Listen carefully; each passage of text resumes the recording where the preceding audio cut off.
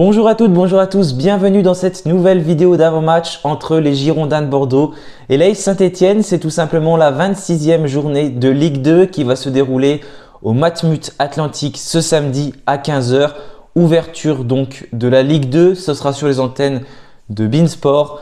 Voilà pour ce match qui ne va pas être facile à Bordeaux, qui reste sur une victoire contre Amiens. On va en reparler tout de suite durant cet avant-match.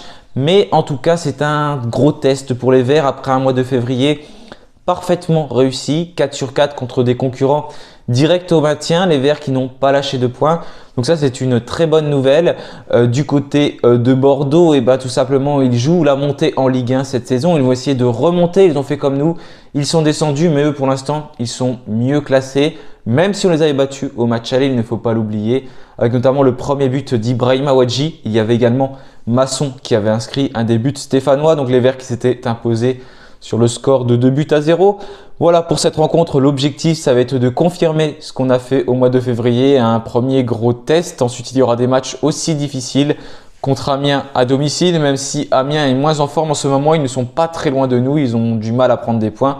D'ailleurs, ils ont perdu contre Bordeaux lundi et il y aura le leader pour l'instant incontesté avec 7 points d'avance sur les Girondins de Bordeaux. C'est le Havre avant la trêve internationale.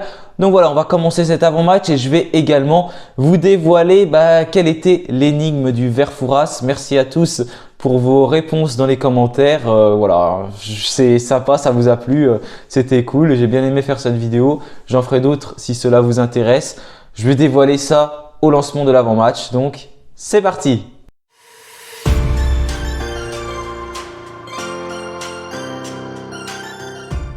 Alors, concernant cette énigme du Vert Fouras, déjà, il s'agissait de Pascal Feindouno. Et oui, bravo à tous, vous avez tous trouvé tout simplement de quel joueur il s'agissait.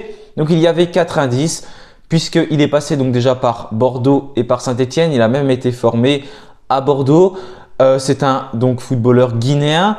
Il a donc permis aux Girondins de Bordeaux de remporter le titre de champion de France en 1998-1999 grâce à un but inscrit à la dernière minute au Parc des Princes. En 2002, il a failli remporter Coupe de la Ligue plus Coupe de France. Finalement, ce n'était que Coupe de France puisqu'il a perdu la finale de la Coupe de la Ligue. Il joue à Lorient et c'était contre les Girondins de Bordeaux, donc son club formateur, le club même qui le prêtait à Lorient. Et ensuite, en 2006, il a terminé second meilleur buteur de la Coupe d'Afrique des Nations derrière un certain Samuel Eto'o. Donc voilà, bravo à tous ceux qui ont trouvé. N'hésitez pas à me dire bien sûr si ça vous a plu, si vous voulez d'autres épisodes pour les prochains matchs qui arrivent. Ce sera peut-être pas toutes les semaines parce que j'ai aussi des épisodes de Focus Synthé que j'essaye de faire assez régulièrement. Mais en tout cas, ça peut être assez sympathique de faire ce genre de vidéos.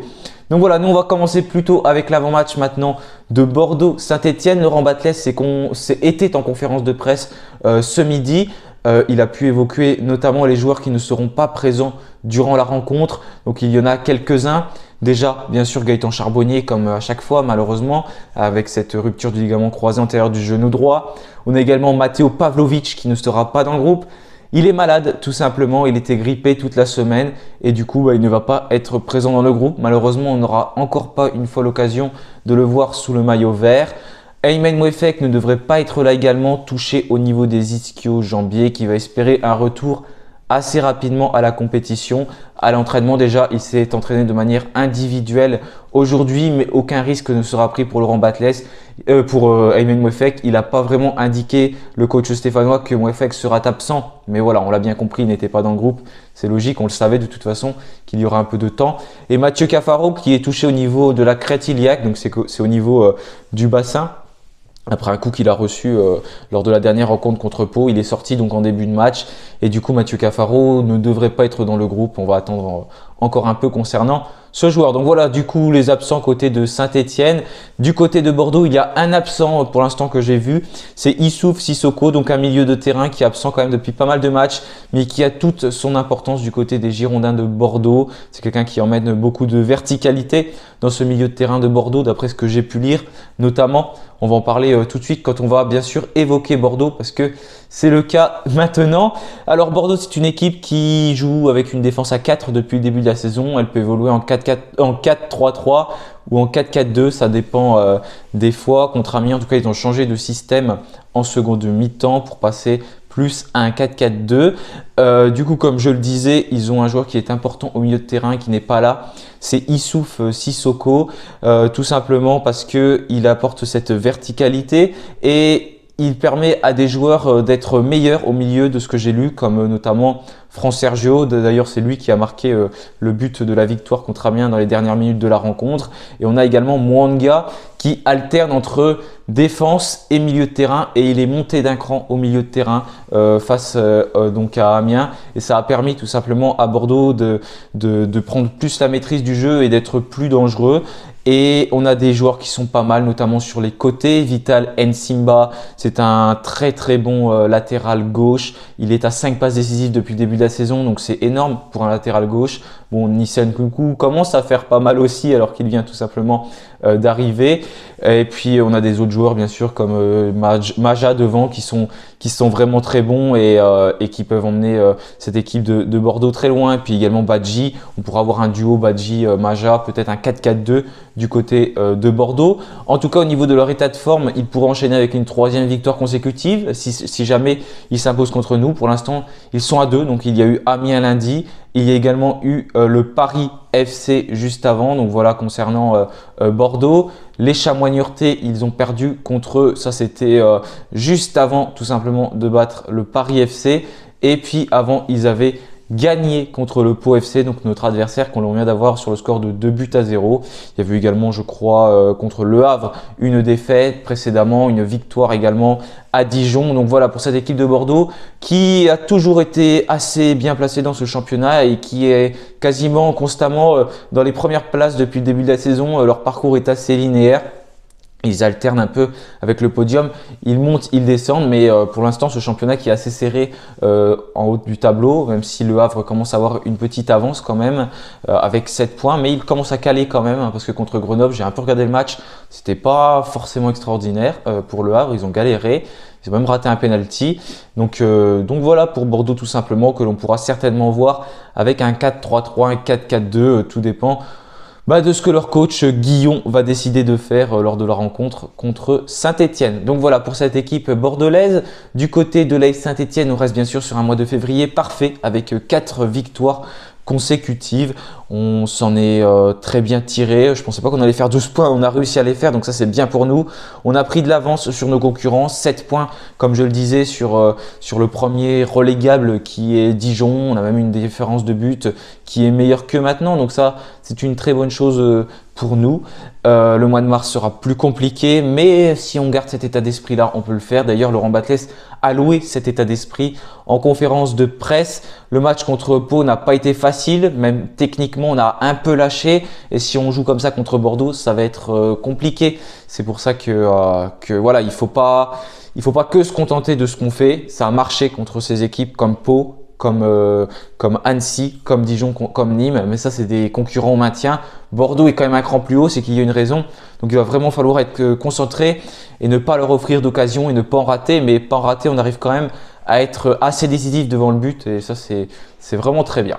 Donc voilà, concernant l'AS Saint-Etienne, la dernière composition que vous pouvez voir, des Verts, de nous quoi, celle qu'on a alignée contre le Pau FC. Et ce que je voulais souligner également, c'est que regardez ce classement, donc on est 15e maintenant devant Pau, mais on ne sait même plus vraiment ce qu'on joue. On peut même rejouer au niveau de la 10e place, la 9e place. Je parlais d'Amiens tout à l'heure, regardez, ils ont seulement 33 points. Donc si on gagne, et si eux ils perdent, en fait on pourrait presque passer, on pourrait même passer devant eux si jamais Amiens perd et si jamais nous on gagne contre Bordeaux, et on pourrait aborder ce match devant eux, ce qui serait quand même incroyable. D'ailleurs si on enlève les moins 3 points de pénalité, parce qu'on a quand même eu moins 3 points de pénalité, regardez, on serait 10e de Ligue 2 actuellement, juste derrière Amiens d'ailleurs qui a une meilleure différence de but que nous. On a moins 2, ils ont moins 1. Mais en tout cas, si on regarde voilà ce que ça pourrait donner, donc on est quand même assez serré avec eux. Et il y a beaucoup de personnes qui ont 31 points devant nous, beaucoup d'équipes. Donc c'est pour ça qu'il y a beaucoup d'enjeux et on pourrait gagner des places en cas de bons résultats contre Bordeaux, ce qui est possible bien sûr. Bordeaux n'est pas une équipe qui est imbattable. Et si on montre des bonnes choses comme on l'a fait au mois de février, il n'y a pas de raison. Même si, bien sûr, il faudra offrir moins d'opportunités. Il faudra être très concentré du début à la fin. Également être meilleur sur les coups de pied arrêtés, ce qui nous fait vraiment défaut autant offensivement que défensivement. Voilà, si on peut apporter, si on peut marquer un but de la tête, ça peut vraiment libérer un match parce que ce ne sera pas forcément facile de se créer des occasions. Donc au niveau de ma composition, je suis parti sur un 4-1-4-1. Je me doute que Laurent Batles va partir sur un 3-5-2 et qu'on aura quasiment la même composition que contre Pau le week-end dernier. À mon avis, ça va être ça.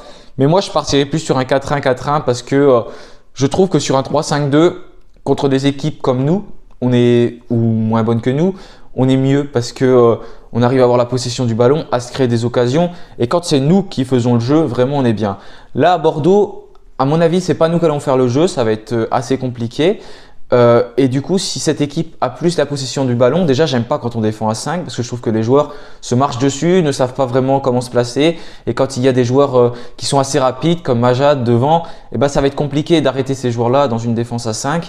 Et je n'aime pas ça. Et ensuite, quand on se projette vers l'avant en 3-5-2, on a tendance à laisser énormément d'espace en cas de contre parce qu'au final, il ne reste plus que 3 défenseurs. Généralement, il reste par exemple Léo Petro, Seydou Sow et Anthony Briançon parce que même les pistons se sont projetés devant.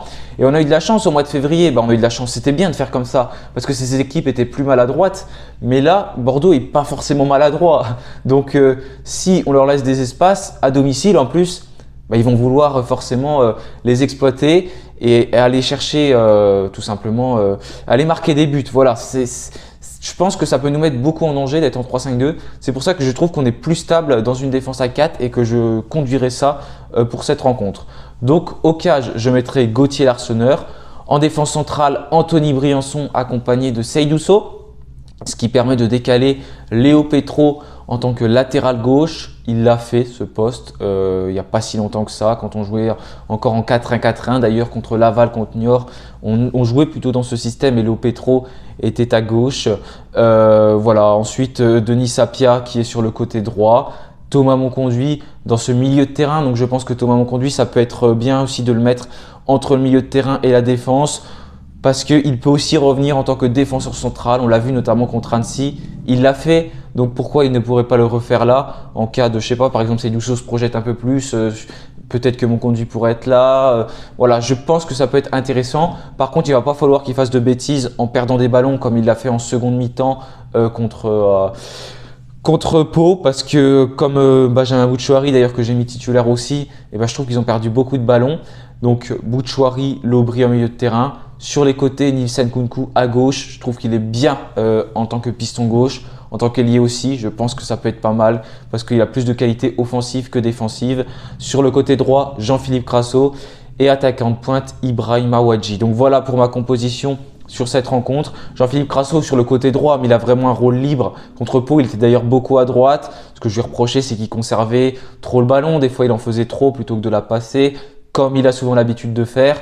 Mais là, je pense qu'il peut avoir un rôle plus libre à droite. Et on sait que Bordeaux va vraiment s'en méfier. Je pense qu'ils vont un peu avoir un bel œil sur Jean-Philippe Crasso et qu'ils vont tenter de l'arrêter.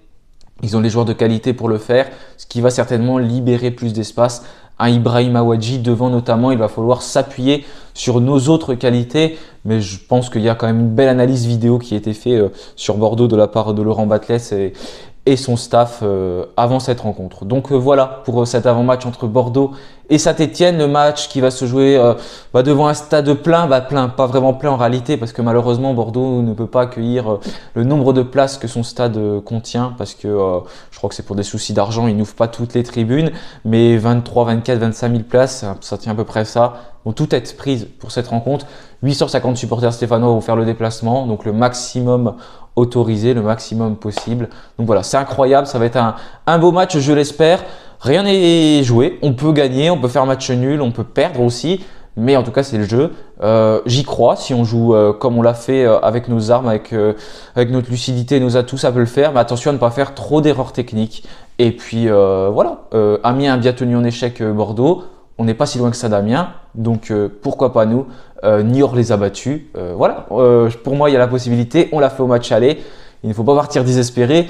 Et comme on a fait un bon mois de février, on peut partir plutôt optimiste et puis totalement relâché. On a beaucoup moins de pression qu'avant et ça fait plaisir avec ces 7 points d'avance sur le premier relégable. Voilà, merci à tous d'avoir suivi cette vidéo. Je vous souhaite une bonne fin de semaine. On se retrouvera samedi pour le débrief de la rencontre. En attendant, portez-vous bien et allez les Verts. Salut à tous.